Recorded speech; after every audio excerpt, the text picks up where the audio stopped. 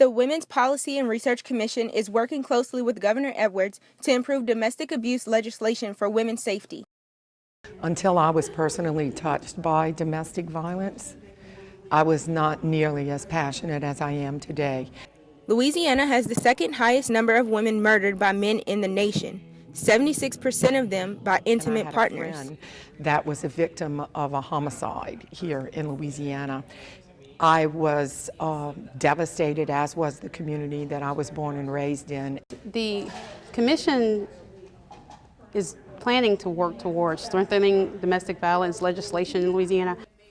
The members are enforcing 26-week-long batter intervention programs to educate and hold offenders accountable. You have to require that they complete it, and that had not been happening. So the legislation that passed actually required not just that they go once or twice, but that they have a certificate that they have actually been and participated.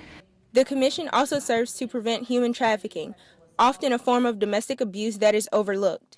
Advocating as much as possible for additional funding to prevent human trafficking, to provide resources for human trafficking victims, adults and children.